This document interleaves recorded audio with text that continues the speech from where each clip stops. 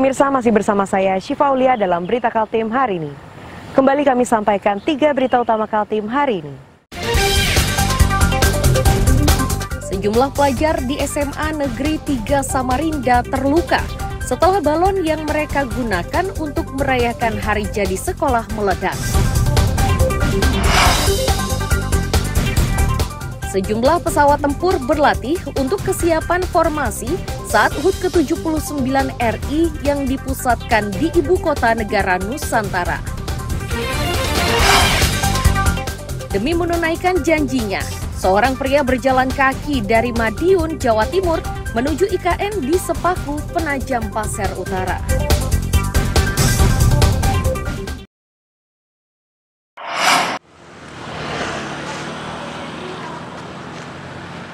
Pria bernama Eko Hadi Susilo asal Madiun, Jawa Timur ini terus berjalan menuju ke pusat Ibu Kota Negara Nusantara di Sepaku, Penajam Pasir Utara. Aktivitas yang sudah dilakukan selama 1 bulan itu bertujuan untuk bertemu dengan Presiden terpilih Prabowo Subianto.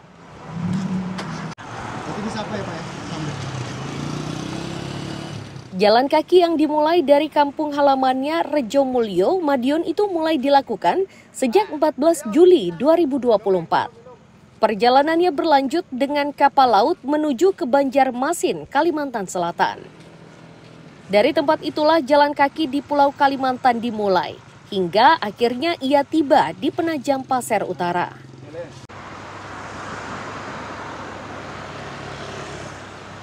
Eko Hadi Susilo menyebut dirinya bernazar, jika Prabowo memenangi Pilpres dan terpilih menjadi presiden, maka ia akan berjalan kaki dari kampung halamannya menuju IKN.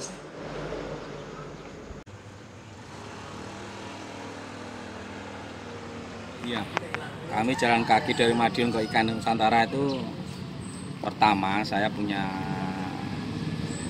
nadar lah sama teman-teman pejuang tangguh Indonesia Petir. Itu kalau Pak Prabowo jadi, kita jalan kaki ke IKN. Dari perjalanannya tersebut, Eko Hadi Susilo menyatakan banyak warga yang belum mengetahui tentang IKN. Dengan pengetahuan yang dimiliki, Eko pun berusaha memberi penjelasan. Dikatakannya, selama perjalanan banyak suka duka yang dihadapi. Meski begitu, ia akan terus melangkah demi bisa bertemu Prabowo Subianto. Amir Hamzah dan tim liputan melaporkan dari Penajam Pasir Utara.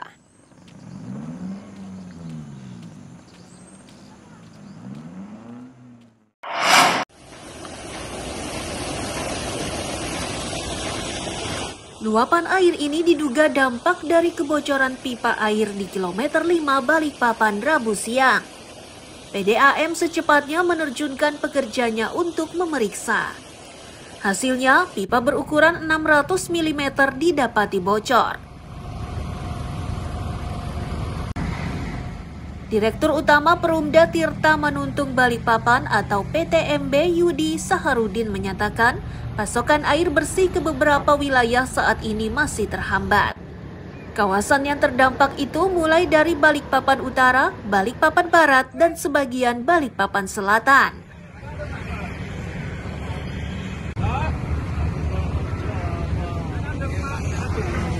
Kemarin ada kebocoran pipa air bersih kita yang pas di tepi jalan, tepatnya di kilometer 5 di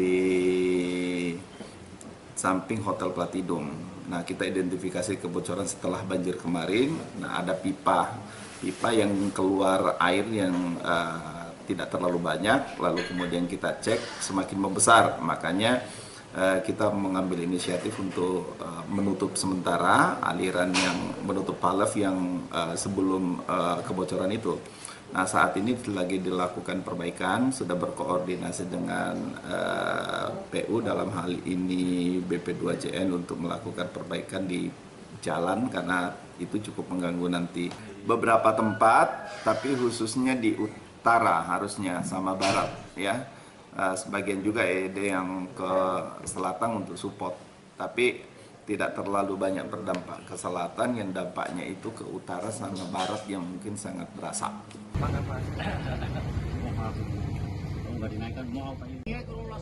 Perbaikan ditargetkan memakan waktu 6 hingga 8 jam.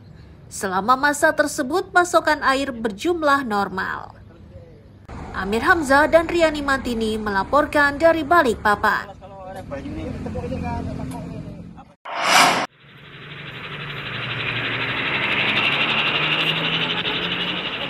Truk bermuatan ini terekam kamera pengintai di Jalan Bujangga, Tanjung Redep, Berau.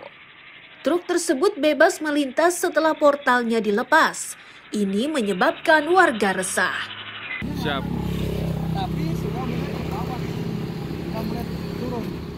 Warga menyebut jalan ini sebelumnya tak bisa dilalui selama beberapa tahun akibat ambles. Aktivitasnya kembali lancar setelah perbaikan dilakukan. Agar truk tak bisa melintas, di kawasan tersebut dipasangi portal.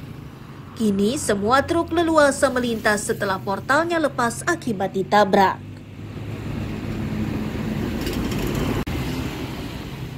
Warga khawatir bebasnya truk melintas menyebabkan jalan rusak. Bahkan kini beberapa ruas sudah mulai pecah-pecah dan permukaannya menurun. Warga pun sudah merasakan getaran saat truk melintas.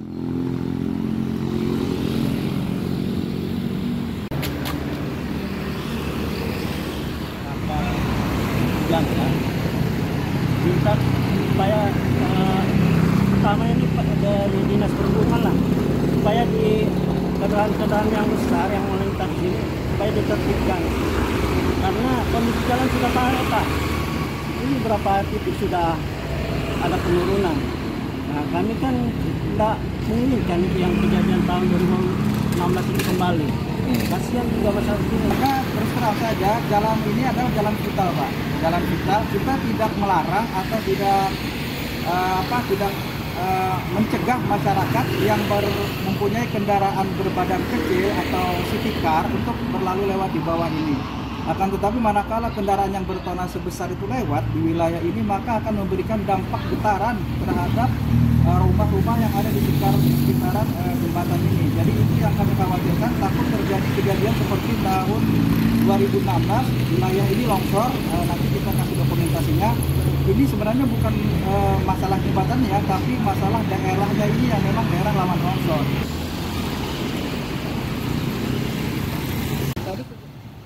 Warga berharap Pemkab melalui dinas terkait segera mengatasi persoalan tersebut sebelum kerusakan jalan meluas.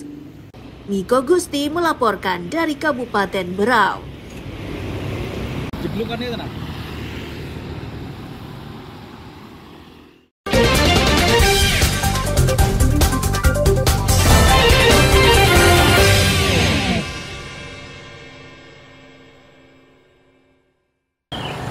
Pemirsa, berita tadi menjadi akhir kebersamaan kita hari ini.